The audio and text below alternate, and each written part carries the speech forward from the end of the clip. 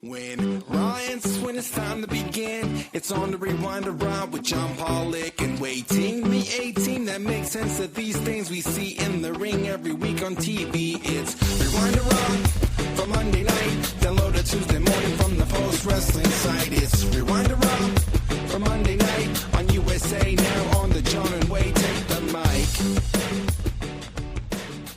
Hello, everybody. It is Rewind-A-Raw time with John Pollock and Wai Ting as we are going to be going into Raw from Knoxville, Tennessee. No Kane on the show. No Mayor Kane to come out and do his leftover material from the roast of WrestleMania a couple of weeks ago. Oh, did you watch any of that? Have you watched any of that? No, I didn't.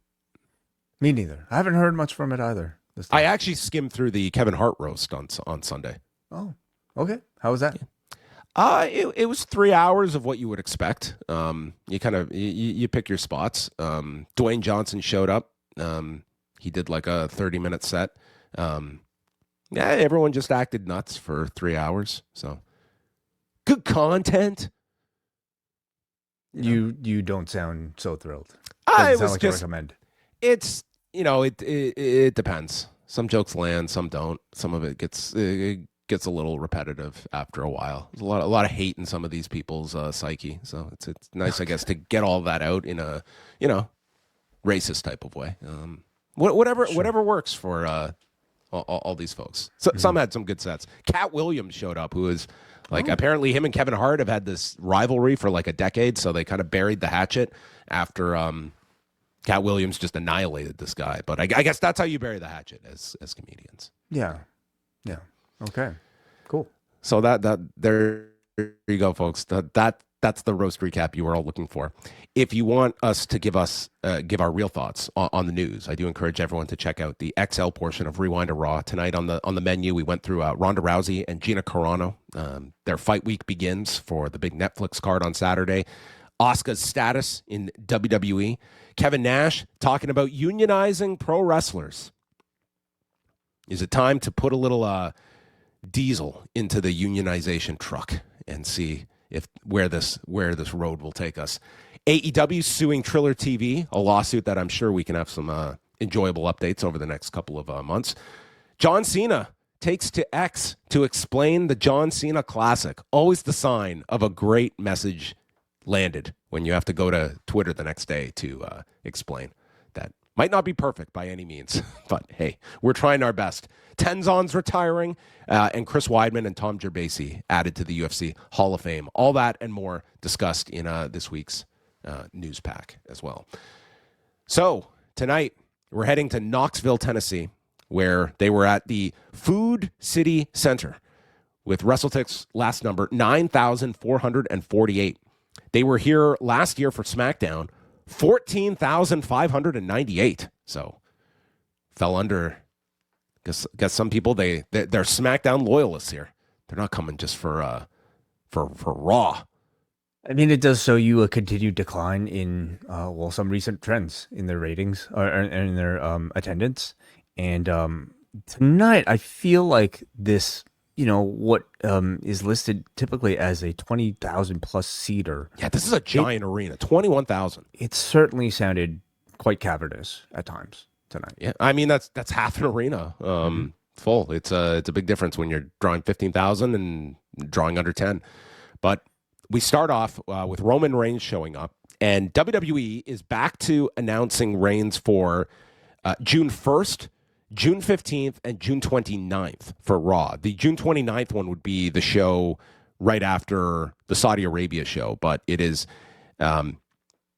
it's unknown if he'll be on the Saudi show, but he at least is now back to being advertised on some June shows. So yeah, that's the calendar up there. He's pretty much there for most of May. He's going to be on Clash in Italy, which I think we basically got the setup for the rematch with Jacob Fatu tonight that we will get. And that's what the whole show was built around. The acknowledgement ceremony where Jacob Fatu would he honor the contract or would he be TKO?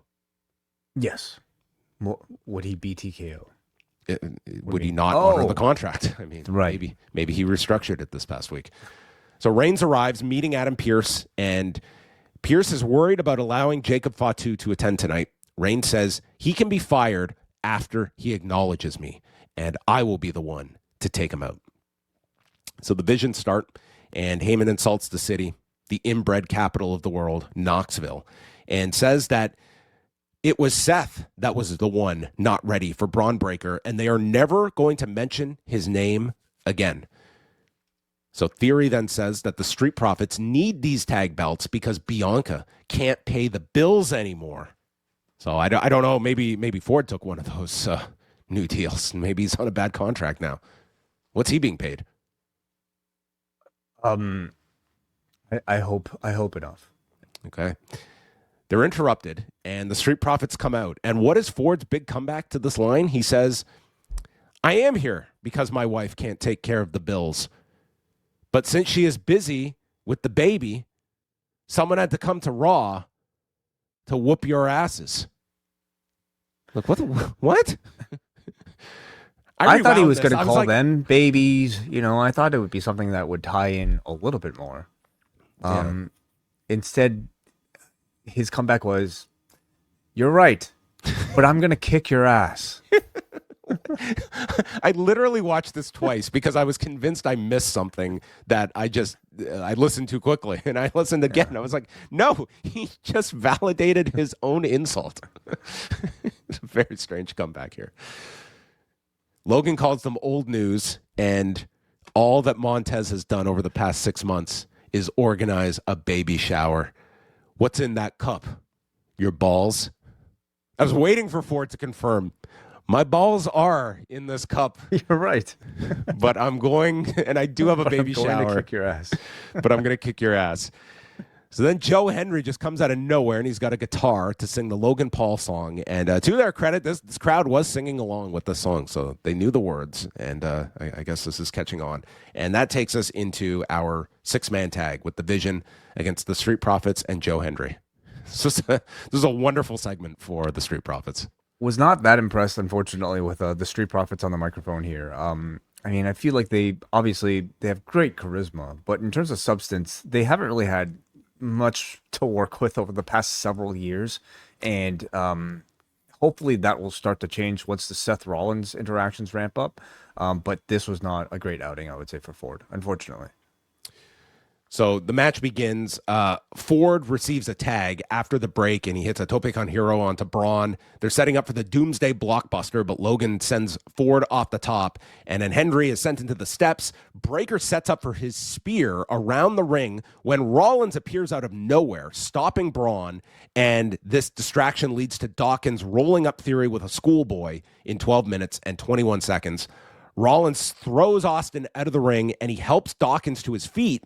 And then Breaker returns, spears Dawkins as Rollins gets out of the way, and then super kicks Braun, and it's Ford who comes into the ring and blames Rollins for Dawkins getting speared. So maybe when Montez Ford sits down after he gets Liv Morgan's login for Netflix, he will realize what happened here. You mean Bianca Belair?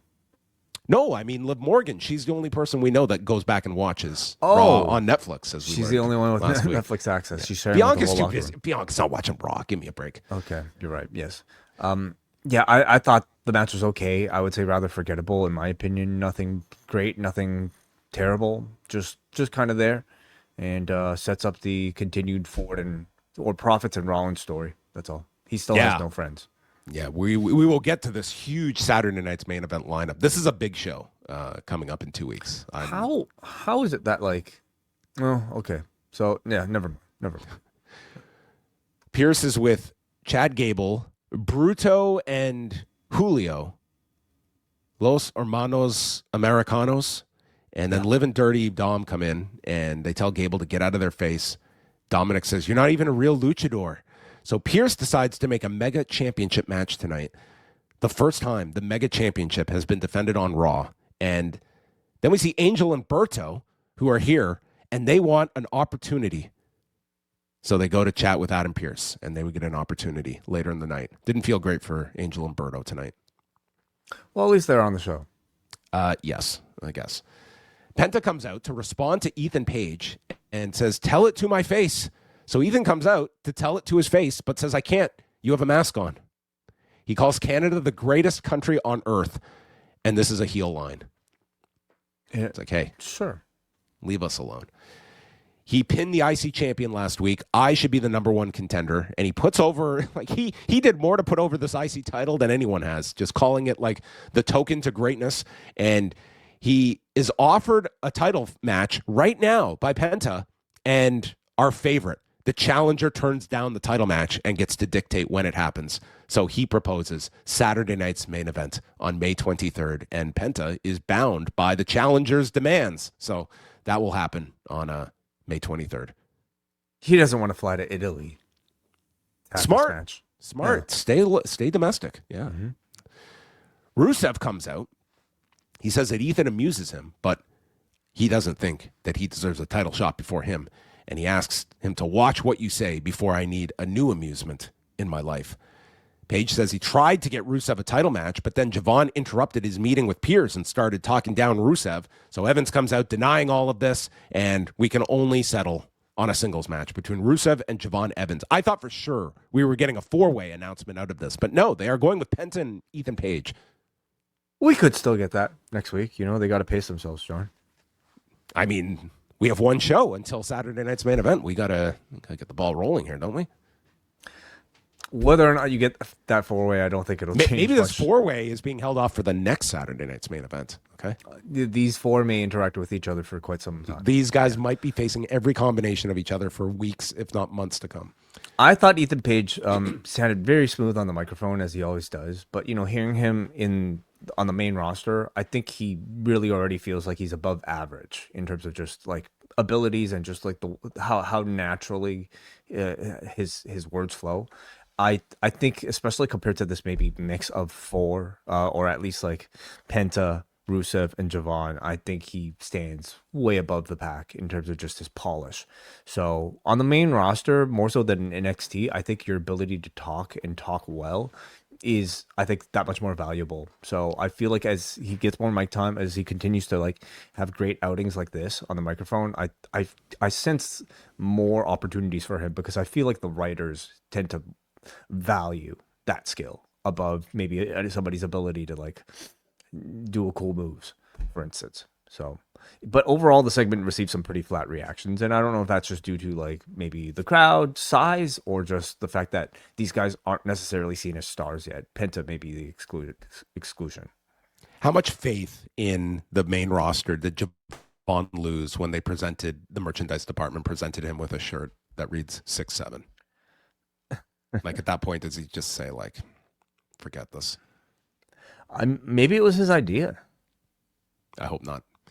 No? I don't know if I'd wear this over the Braun Breaker shirt, but it'd be close. I bet he'd be selling a few of them. Like, it seems like it's his thing, isn't it? Does anyone want a shirt that has, like, their image on the front of it? Like, that just feels like it's too much.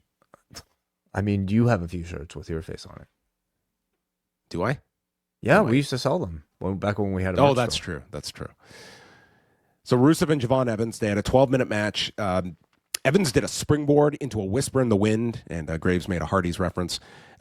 He hits a dive to the floor, and then Evans hits a springboard clothesline and is caught with the OG cutter is turned into a Uranagi, followed by a Machka kick. But then Evans rolls out from the stomp to the back, dives over the top, and then hits the OG cutter, winning in 12 minutes and 7 seconds, a clean win for Javon in the match involving the two guys not in the IC title match. Yeah, a decent match. Both men looked fine. Again, not that reactive of a crowd. And I don't have much more to say about it. Yeah, there were a few of those segments on the show. Mm-hmm. We had our first of 3 video packages promoting this Mega Championship match with the history of the Mega Championship, voiced by Corey Graves, who notes 14 people have held this title in its history, half of which they cannot name for contractual reasons, or it's Alberto. So Asuka meets Io backstage and gives her a hug, and Asuka explains, I was looking for someone to take over for me, and I found you. I'm so proud of you.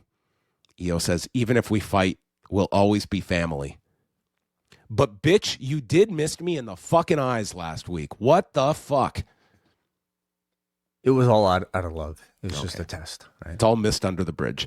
And they hugged, and Asuka bid farewell, had her carry-on luggage, and just walked out of the food center here in Knoxville, Tennessee. And Michael Cole tells us her future up in the air. Yeah, whatever that means. A bit strange, all of it. I mean, maybe we'll find out soon enough. But I just maybe based on story alone, this character change has felt very abrupt, and it's not the type of reveal. You know, like, okay, like she basically says here, essentially, that I was testing you this entire time because I was looking for my replacement. That's a long test.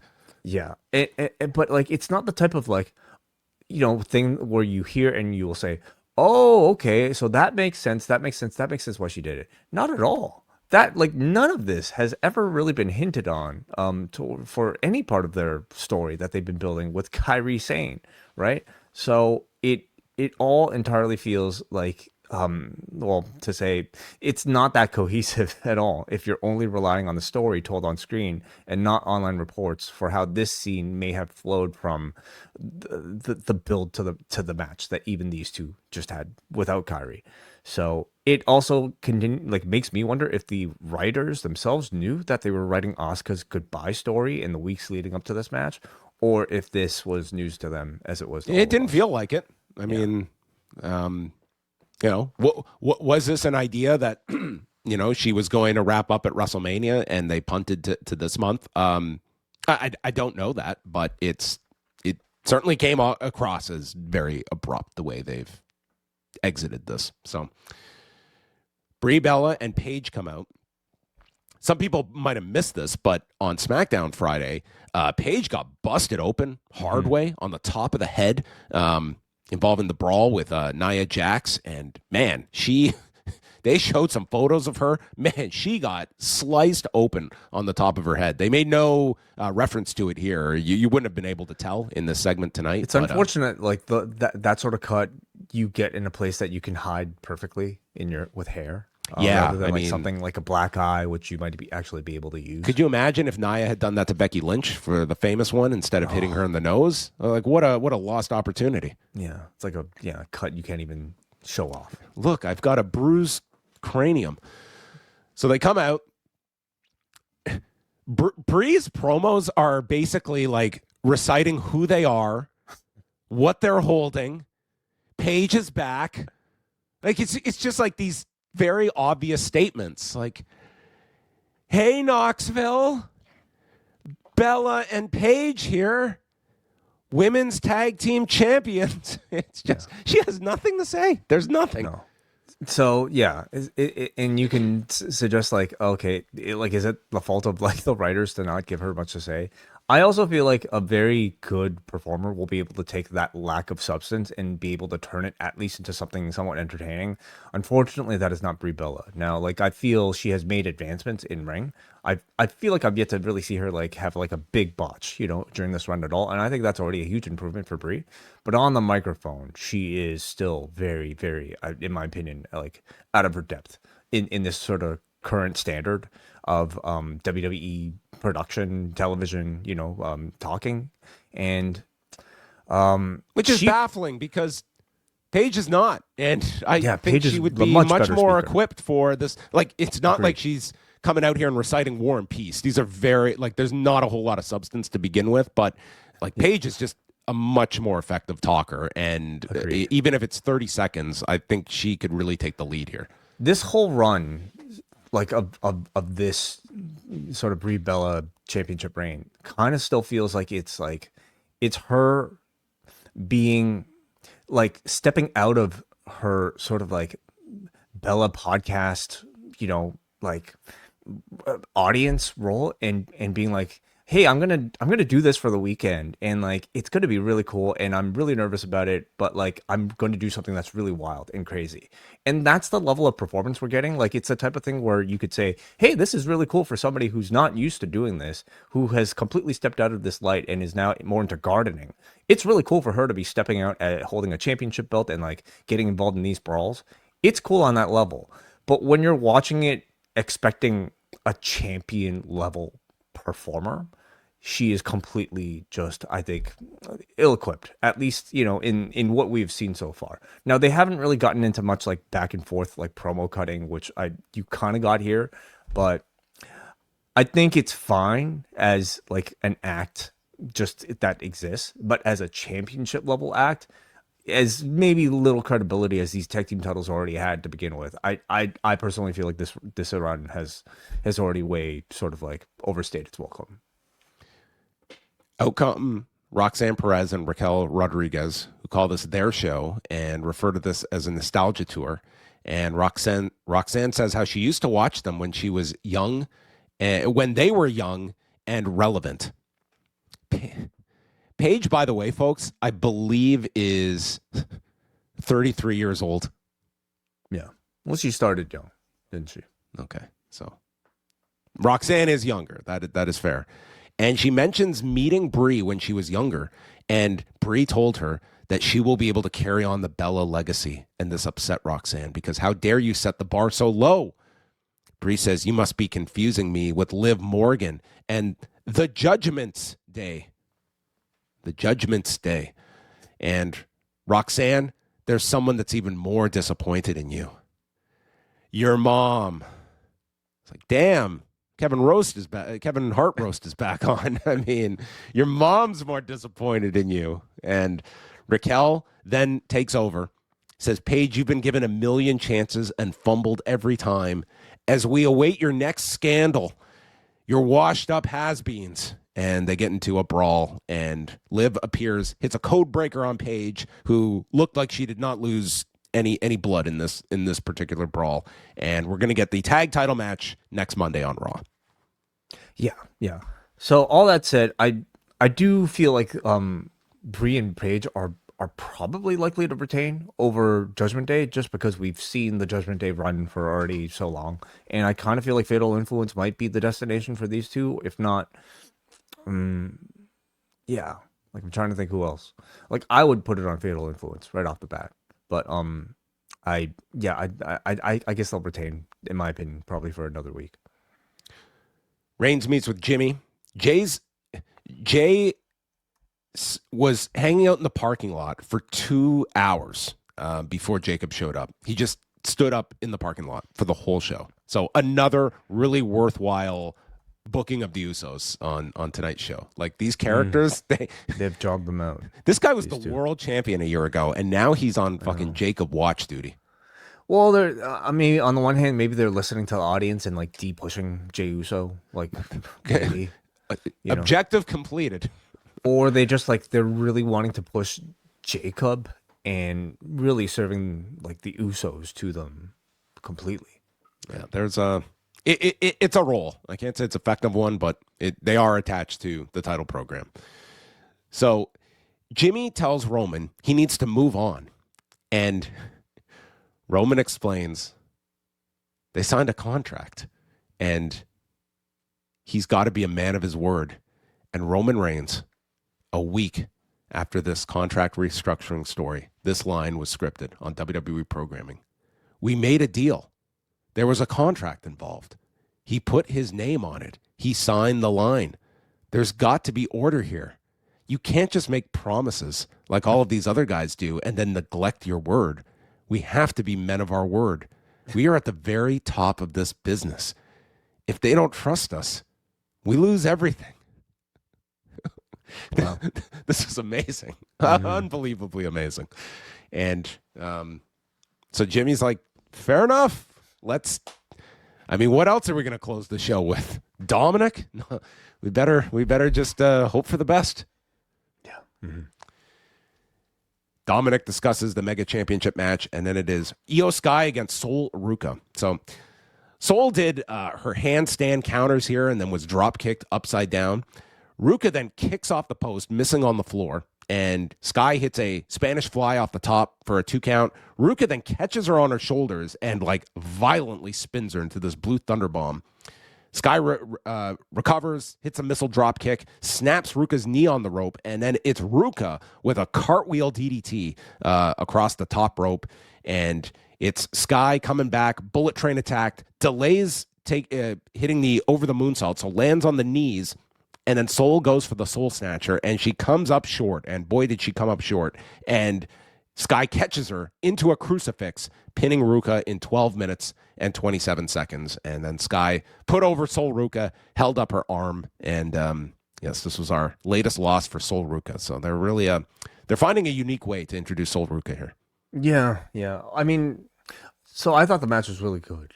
Great athletic chemistry, I thought, between these two. Both of them like really well coordinated. I thought, to me, in 2026, you could still get over in a loss if you have a great match. And I thought Sol Ruka managed to do that again here. But 2 would be my limit. How many has she lost now? Well, she lost the first match with Liv Morgan. Yeah. And then she got the win last week. And then this is her second loss since the call-up. Yeah, and like losing to the champion and losing to Io Sky, I don't think is necessarily like such a. Oh, you know what? Last week was the contract signing. It had the messed up Soul Snatcher, but it wasn't a match. Okay. Still, like in recent weeks, losing 2 times to like your perhaps like top tier athletes, I don't think it's so bad. Like again, we're still in the phase where you're trying to establish that she is competitive. More importantly, like she is stealing arguably the show when she's performing like these incredible moves, right? And so I think she did fine, but 2 would sort of be the limit, right? Like I think she now has to really rack up those wins against people more at her level. Jay's in the parking lot, and Jimmy comes up and says that, man, Roman's delusional sometimes, and he knows Jacob's not going to acknowledge him. And Jimmy says, man, our family is so stressful. And then Jay is like, our family is the reason we're here. And Jimmy's like, okay. Didn't know what this segment was, but I mean to remind you that Jacob Fatu is on his way essentially, but like the Usos' role has been way more diminished. Like they are more than just lackeys to Roman Reigns now. Like I feel even like in the initial incarnation of the Bloodline, they weren't so like they weren't such sidekicks, Yeah, but in a funny way though, like it's a big step down from where Jay was. It's also a big step up for Jimmy from where Jimmy was last year. So I think like that's sort of the dynamic here is that it's good for one and the other is just sort of like, all right, I'll do this for now.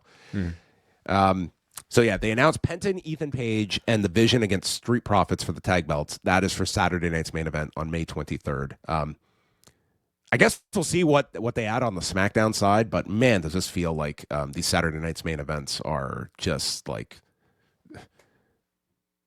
this is Raw level at best. Yeah, I have to imagine like a good, or at least like up, like better than average main event. I have to think. It can't be a championship. It can't be a championship match for the men's though, because with you've Jacob set that and up? Roman, Jacob and Roman, you've got like Cody tied up. So what I'm trying to think, like, would a women's championship match be possible with Rhea and somebody? Well. Live in somebody. Yeah, I guess her liver. If Liv, like, I would think they would. It's not like they haven't set anyone up. Vicair's out. She's hurt. Yeah. So right.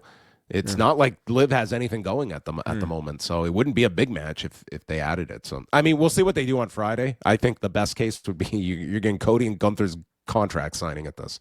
Maybe we'll get Pat McAfee and Jelly Roll back finally. Yeah, I think people will take it on Peacock. Sure. Yeah. Jackie interviews the Street Profits, and Rollins walks in. Dawkins is open to talking to him because Rollins is offering them advice to beat the Vision, but Ford wants none of it and cannot trust Rollins and tells him, we don't need you to win the belts. So that tells me these guys are going to lose, and then they're going to need Rollins. Yeah. I thought you got a bit more fire from Ford here, finally, like after all these years being stuck in the SmackDown Tag Division. Maybe he rewatched his promo. Realized what he said out there. I'd be furious too. It's like, oh my God, did I really say that? Yeah. Mm-hmm. Io tells Ruka that she is the future. We will fight again someday. And then Becky shows up, her only appearance on the show, laughing at Sol, saying you couldn't even beat Io Giannetti, and the lights must be too bright. So, future match here between these two. Although Ruka's got to get some wins. He's 0-2. And I wonder if they're building up for a title change. Or you know what? I lose this one. I would think this is the perfect example. This could be a John Cena Classic winner. Sol Ruka. She's 0-2, gets the title shot, and the fans vote her the winner, even if she loses to Becky. Wait, so you're suggesting the John Cena Classic will just like occasionally take place, like sporadically? You know, It should for like matches? John should just pop up like on your screen, and he makes sense of a match that makes no sense. To me. You thought you guys were actively competing for the victory? No, the audience will decide the victory. Yes, we just get a bar of like the votes. 65% believe winless Sol Ruka deserves an IC title shot. Wow. And that explains why she should get a title shot. Fascinating. Yeah. Oba Femi comes out for the open challenge, but no one wants to answer it, explains Adam Pearce. Just a ringing endorsement of the baby faces in this locker room, and the heels for that matter. Nobody wants to face him. So Oba's pissed, runs to the back, grabs Angel and Berto, manhandles them back to the ring, and murders these guys in 51 seconds. I would be turning my phone off all week if I was Angel and Berto. This was this is not. If I was a tag team that existed on the Raw roster, or maybe even SmackDown as well, yeah, I would be at least somewhat concerned. Yeah, this was just like for two guys that we barely ever see, and this is our showcase of these guys. I mean, it was I don't know. So 51 seconds, it ends. JD is in the back walking with Dominic to come out to the ring when Finn jumps JD and just smashes his head into a box, and Dom is left alone to head out to face El Grande Americano for the Mega Championship. This served pretty much as a primer for what is AAA. When does it air? Can you watch it on YouTube? Corey, tell us more. When's this next big show? May 30th? I mean, this was like Michael Cole providing, like, this was an FAQ for AAA by Corey Graves with Cole setting him up. They are making a big effort to try to sell AAA to its audience. The whole purpose of this match was to sell AAA and that May 30th show, which is amazing because if this match was done in any of these arenas at the tapings, this would have been red hot. And in this crowd, like, this was just like, this is becoming 205 Live for WWE fans. They're pushing this way harder than they ever pushed 205 Live on Raw. In my opinion. I'm just saying that this is the fans are just sitting on their hands for some of these like lucha matches that are big AAA programs that the Raw audience just does not seem all that interested in. And these are two characters that they're familiar with, but it just felt as though they were like checked out. Yeah, I mean, so much of that I think is just due to the confusion about the Americanos and which one you're actually supposed to cheer for. I mean, I don't know if the audience knows. It was also not a very reactive crowd all night, period. But as far as like the AAA integration on the show goes, I mean, I can't imagine they're doing all of this to push something that they intend on leaving on YouTube, right? For the rest of I think existence. They're searching for the big TV deal, and I think they're hoping like this May 30th show and Triple Mania are kind of these big tent poles that they can attract that type of attention. But it's been a year. I think it's a tough sell in the U.S. market. Yeah, sure. And maybe they want to change that by giving it airtime in space on Raw, at least, to a wider Netflix audience. So we'll see if we hear any news about AAA leaving or like actually getting a TV deal at some point this year. The intention, the goal is the right one. It's just, I find like watching these, like as someone that watches this AAA show every week, this is the worst commercial for the show itself, as opposed to if they literally just showed like some of the, like if they showed the contract signing between the Grandes, it was an amazing segment that they had with them, and this place is going insane for them. And like, I watched this, I was like, I can't imagine this is spurring on too many fans to just sample like another show. But anyway, we get into this. There's a monkey flip by Dom that sends Gable over and into the post from the edge. Dom misses a 619. He controlled him throughout the break, and then it's Gable coming back with a belly-to-belly and a dragon suplex. He climbs up to the top, and Rayo and Bravo appear on the apron, and Kaiser shows up on the other side of the ring, delivers a cheap shot to Gable. So I guess Gable, he was the babyface here against Dominic, and Kaiser was the heel, I believe. So complete 180. And that leads to a tornado DDT. Gable survives, and then the Creeds run down, attacking. And after the ankle lock gets stopped, Gable goes and leans over the top rope for Kaiser, and in doing so gets hit with a 619 and a frog splash. Dominic retains in 9 minutes and 4 seconds. Yeah. In the time that they had, I felt like Gable and Dominic looked really good in there together. But I mean, again, outside of the commercial breaks, I mean, there really wasn't that much to really sink your teeth into. It was ultimately shenanigan filled. That was really to be expected here for this finish. Next week on Raw, it's Brie and Paige against Roxanne and Raquel for the tag belts and Oba Femi's open challenge. Yep. Mm-hmm. Who are they going to get for the open challenge if no one on the roster will accept it? They have to go off someone off the roster, I guess. Who? Who do you have in mind? I don't know, but they've made it clear like no one on the roster wants to face him. That was here tonight. So how's that going to change? Somebody from TNA? Could it be Brian Myers? Probably not. No. Okay, well, got to get somebody. Logan and Theory are asked about the Profits, and Logan calls Jackie Redmond wacky instead of Jackie. And this was meant to be comedy. And then he said if he hears that Joe Hendry song one more time, he's going to Vincent Van Gogh himself. He's going to cut his ear off, which that would be a big stipulation. A cut your ear off match? Yeah, yes. I don't think I've seen that one before. I think he's going to save that for a future boxing fight. Maybe he'll face Mike Tyson. Do that. Oh, okay. Yeah, that would work. Theory told him they're going to go get tomahawks. And if you look in the car, Maxine is inside the car. Oh, good eye. I missed that. Yeah.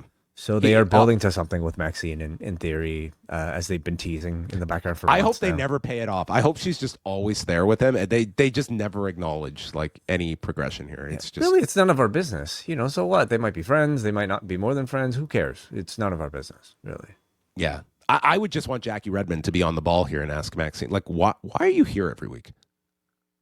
Again, none of You're our never business. booked. You're not. You have no obligation to be here this week. Like CM Punk isn't booked. He's not here. What do you think they were building to with this? Like, is Maxine joining the Vision as some form of heel? Is that at all is there any sort of potential in that? I'll be serious and say yes, but for comedic effect, I think this is going to end up being that they're brother and sister. That's what it's going to turn out to be. Oh, which would make him related to LA Knight? Yes, exactly. Okay, interesting. Okay. That's my theory. Right.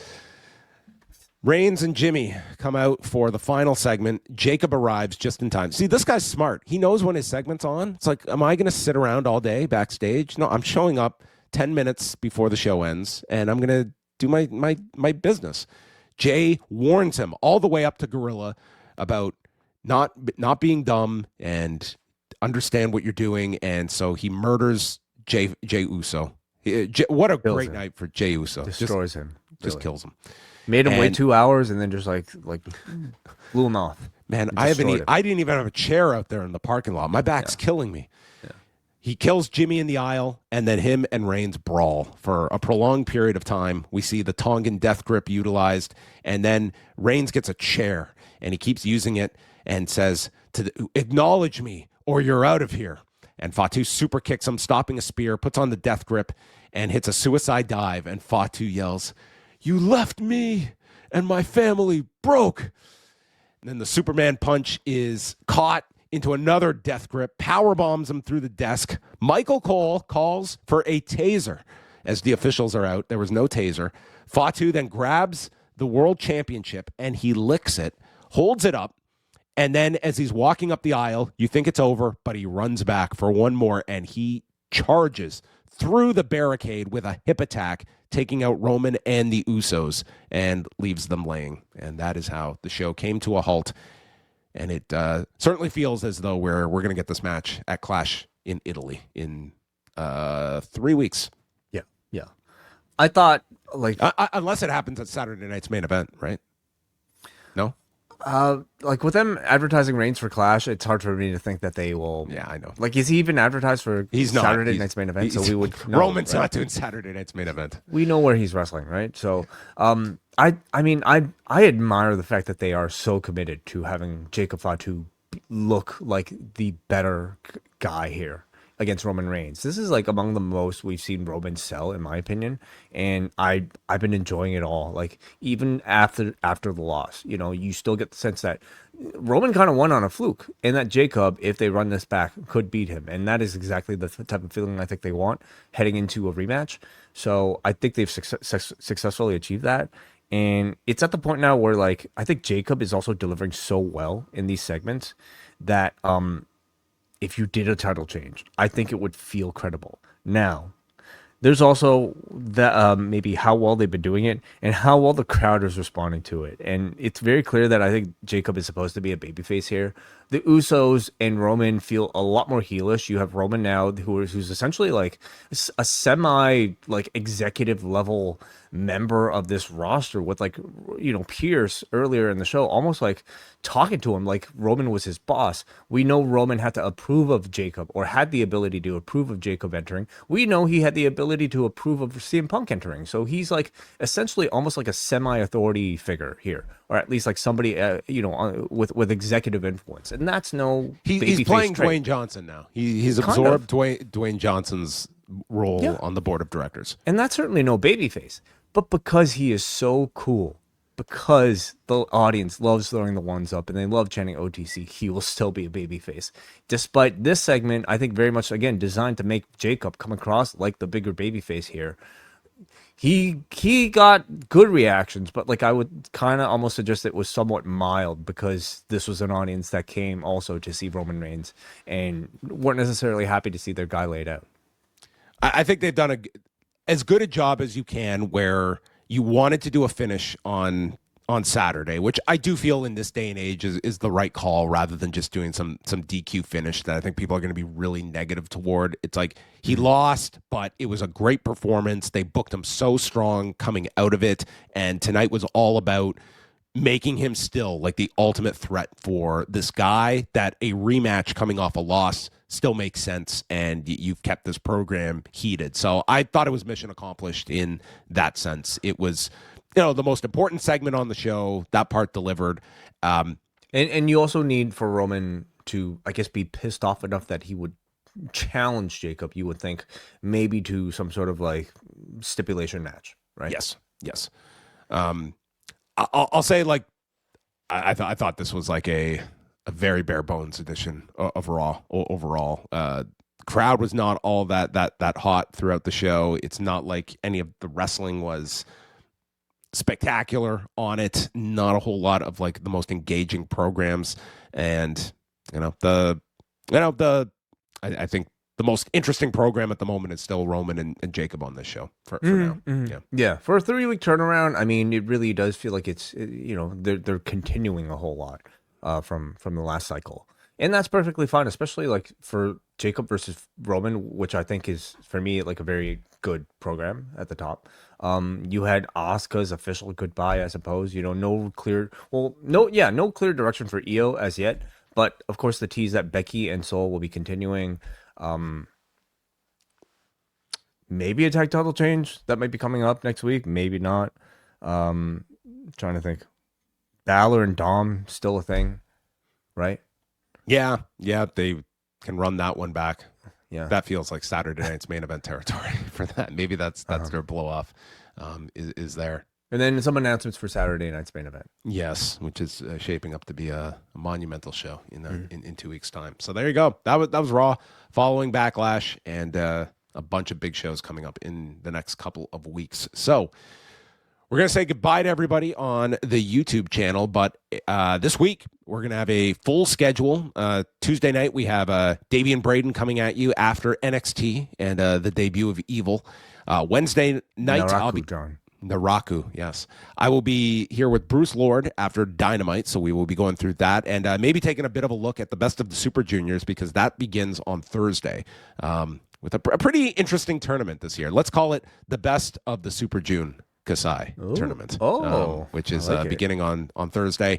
Pollock and Thursday night, and then going into the weekend, I will be on Rewind-A-SmackDown. That is how committed I am to make sure Wai enjoys his vacation. I'm doing SmackDown duty this week with Neil, while Kate from Montreal and Bruce Lord will cover ROH Supercard of Honor Friday evening. Maybe the most consistent shows that ROH does, that everyone just stops by to see what's going on with ROH a couple times a year. This Friday is your chance to stop by. Collision Course Saturday, and then Sunday we will have a review of Rousey Carano with myself and Eric Marcotte, and the week finishes off with the NWA podcast on Sunday evening. What better way? That can be your listening on the flight home way. It very well maybe, and I might still have some left over. So. All right. Check out everything at postwrestling.com and postwrestlingcafe.com. And I failed to mention that Tuesday we will have our episode 3 review of Hulk Hogan Real American, which I haven't exactly been enamored with the series, but I have been with our conversations about the episodes, where I'm just going to say this.